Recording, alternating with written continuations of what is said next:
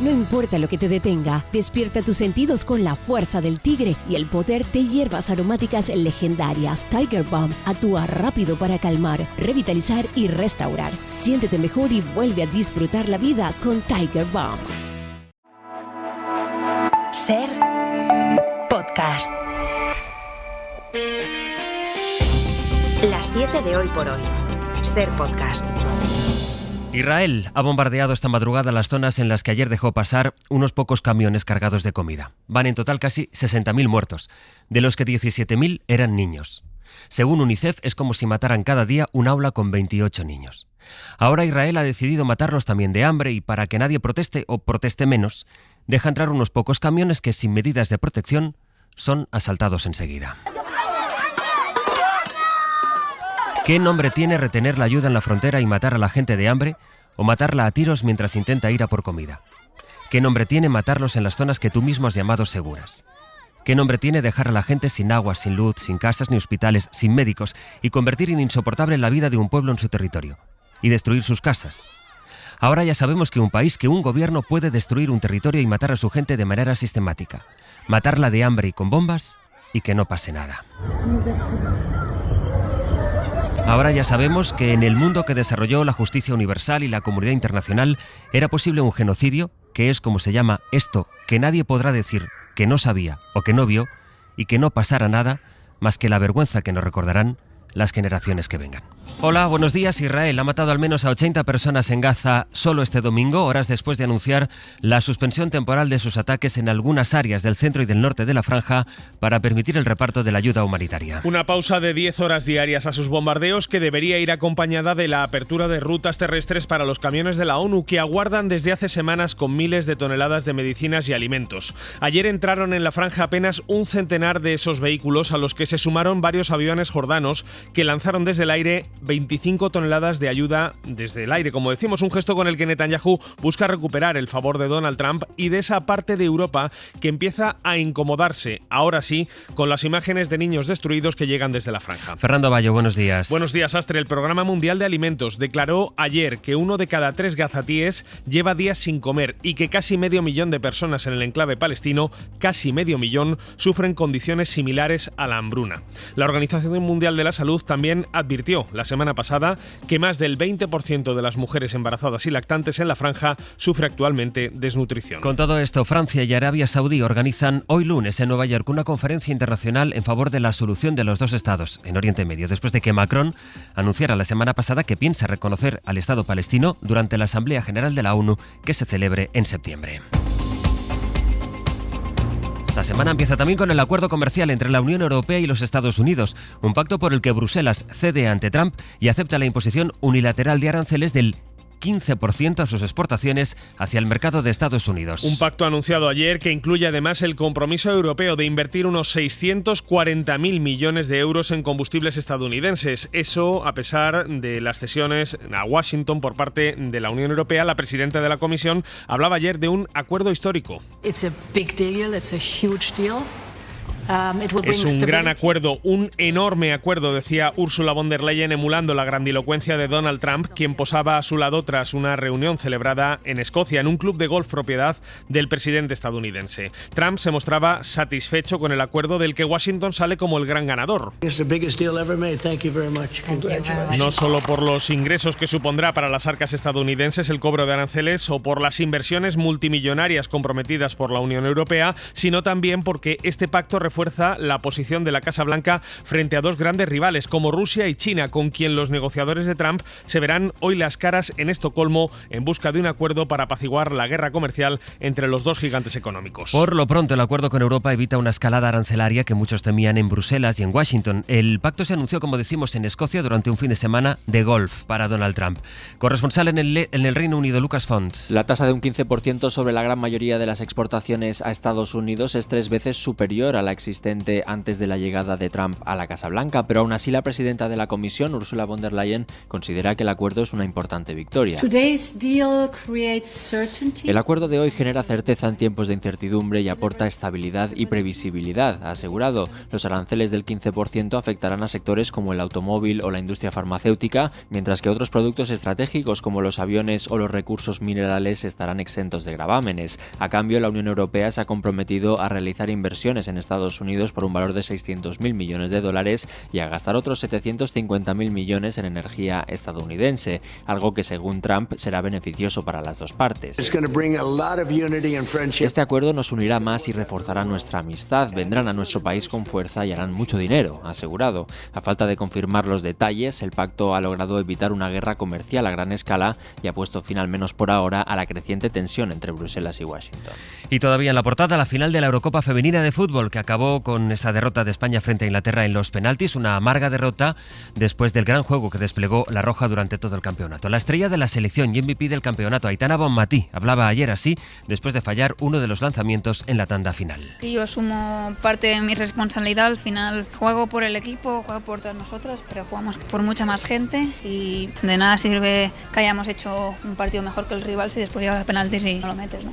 Asumo mi responsabilidad. Las de Montse Tomé se adelantaron en la primera mitad con un gol de Mariona Caldentey. Empató Russo para Inglaterra en la segunda parte y sin goles en la prórroga, la final se acabó decidiendo en los penaltis, donde las inglesas revalidaron el título de campeonas europeas tras convertir 3 de los 5 tantos que lanzaron frente a uno solo de España. Así empieza el lunes, hoy es 28 de julio. Día en el que se va a ir cerrando aquí en nuestro país el curso político con el tradicional balance previo a las vacaciones que hará el presidente del gobierno este mediodía. Pedro Sánchez va a comparecer desde la Moncloa con el objetivo de poner el foco en los logros del Ejecutivo, a pesar del terremoto político provocado por el estallido del caso Cerdán y de las dificultades parlamentarias evidentes que se han visto a lo largo del año. La última, el pasado martes, cuando el Congreso rechazó convalidar el decreto antiapagones. También será hoy el día en que el líder de la oposición, Núñez Feijóo, haga su particular lectura de un curso que termina marcado por los reproches entre el PSOE y el PP a cuenta de los casos de corrupción. En Génova empiezan las vacaciones exigiendo, de nuevo, la dimisión de Sánchez y elecciones anticipadas ante la falta de apoyos del gobierno. Chantaje, corrupción y callejón sin salida. Esas son las 3 palabras, las 3 frases que definen estos 2 años de desgobierno de Sánchez. Mañana es una gran oportunidad para decir: no tengo los apoyos parlamentarios con los que empecé la legislatura, tengo menos votos a favor que antes y por tanto lo que toca es darle la voz a los españoles. Por su parte, en Ferraz hacen una lectura positiva de estos últimos meses, agarrándose especialmente a los buenos datos de empleo que arrojó la semana pasada la EPA. Los socialistas hablan de un gobierno que legisla para favorecer a los españoles frente a un Partido Popular que, según Montse Mínguez, lo hace para beneficiar a sus amigos y a sus allegados. Mientras conocemos que la utilización del BOE por parte del gobierno de Pedro Sánchez sirve para ayudar a la mayoría de la gente, también estamos conociendo cómo el Partido Popular, cuando está en el gobierno, utiliza el BOE en beneficio de unos pocos. Y esto, si se demuestra, es el caso de corrupción más grave de nuestro país. Comprar, vender leyes a quien tiene poder para hacerlo. Y esto no es el pasado, este es el presente. Este es el presente del Partido Popular presidido por el señor Feijóo. Feijóo que comparece, como lo hará también, como decimos, el presidente del Gobierno en este final del curso político que se cerrará del todo mañana en el Consejo de Ministros, en el que Trabajo quiere que salgan los permisos retribuidos para los niños menores de 8 años. Y hay ahí un conflicto con Hacienda. Ahí está la discusión entre ambos departamentos. Ojaim Nadi.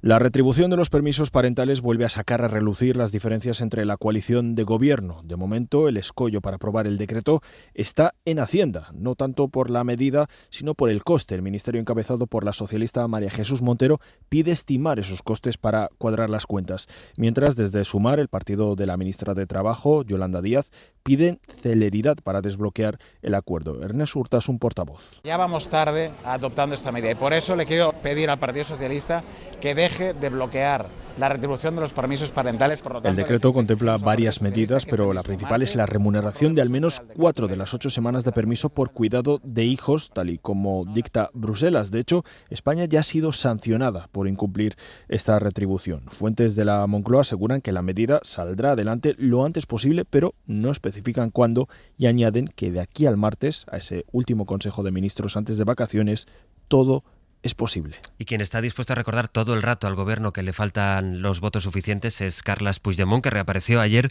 en un acto en la localidad francesa de Prats de Molló, a solo 5 kilómetros de la frontera con España. Un acto al que acudieron unas 1.500 personas y en el que el líder de los independentistas catalanes se desmarcó de Aliança Catalana, el partido de ultraderecha nacionalista que trata de pescar votos precisamente de la formación de Puigdemont, un partido al que el expresidente ha llamado agitador del caos. Barcelona, Sergi López, buen día. Hola, buen día. Puigdemont hace este discurso para desmarcarse por una parte de Esquerra Republicana. Asegura que su formación obliga al gobierno a ganarse cada voto que necesita en el Congreso de los Diputados para sacar adelante sus proyectos y comparaba su posición precisamente con la de Esquerra.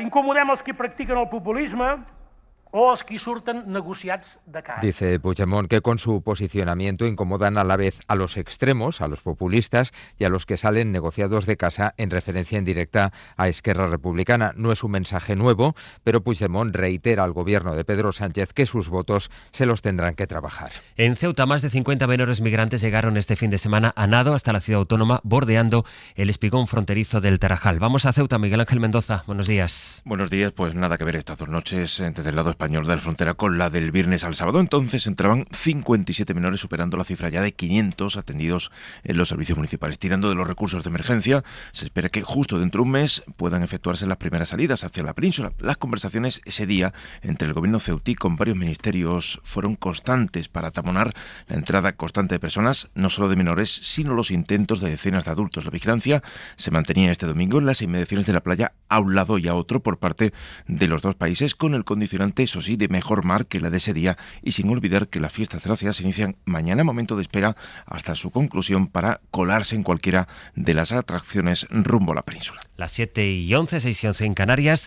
Información que les va a interesar a quienes tengan una hipoteca variable, porque el Euribor, el índice de referencia para la gran mayoría de los préstamos hipotecarios, vuelve a bajar en julio y permitirá ahorrar unos 112 euros mensuales en las hipotecas contratadas hace un año. Pablo Anzola, buenos días. Buenos días, sí, el Euribor se resiste a bajar del 2% y a falta de 4 días para que termine el mes, apunta a cerrar la media mensual de julio en el 2,07%. El índice de referencia para las hipotecas variables lleva 3 meses prácticamente estancado. Sin embargo, la senda descendente, que arrancó ya hace casi un año y medio, sigue abaratando los créditos hipotecarios.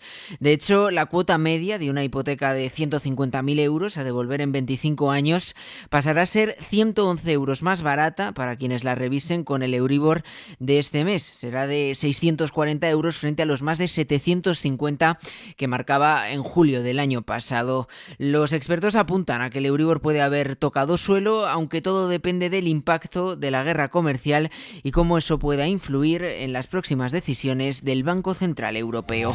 Y a esta hora de la mañana también con Ruth García desde Murcia. Hola Ruth, buenos días. Hola, buenos días. Y con Mario Alejandre desde Castilla y León. Mario, buenos días. Hola, buenos días. Empecemos con una historia, Ruth, que nos devuelve la mirada a Torre Pacheco, la historia de Hassan, que ha reabierto su kebab con el apoyo de los vecinos. Efectivamente, este fin de semana el kebab de Hassan, que volvió a abrir sus puertas, y no solo un restaurante, es un símbolo.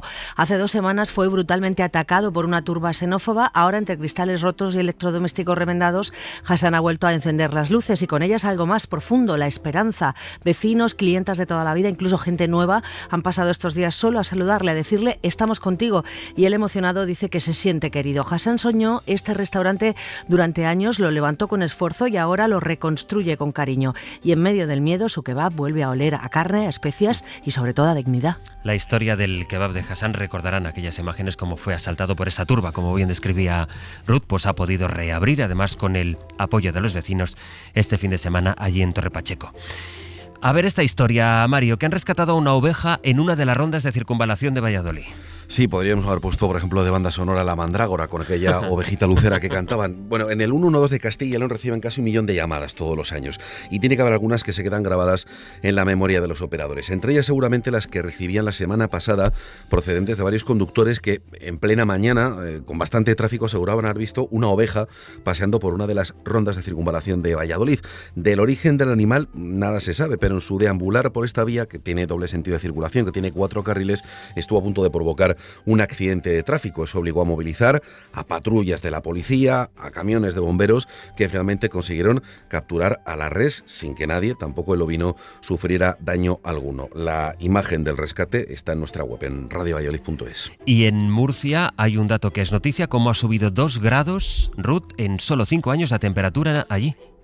Y podríamos decir que Murcia arde, y no es una metáfora, porque la ciudad ha subido 2 grados en solo 5 años y se convierte así en un termómetro viviente del cambio climático urbano. Según el Observatorio de la Sostenibilidad, el calor extremo ya mata más que el tráfico, y Murcia es un ejemplo claro: edificios mal aislados, pocas zonas verdes y una población vulnerable que sufre en silencio. El 33% de los españoles, dice el observatorio, no puede mantener su casa fresca en verano, y en Murcia eso se traduce en noches sin dormir, en riesgos para la salud, y el observatorio propone soluciones: menos asfalto, más árboles y más justicia climática. Mientras tanto, el complejo industrial de Escombreras, en Cartagena, sigue emitiendo más de la mitad de los gases contaminantes de la región de Murcia. Algunas historias desde Murcia y desde Castilla y León. Mario, Ruth, que tengáis un buen lunes. Igualmente, chao. Hasta luego.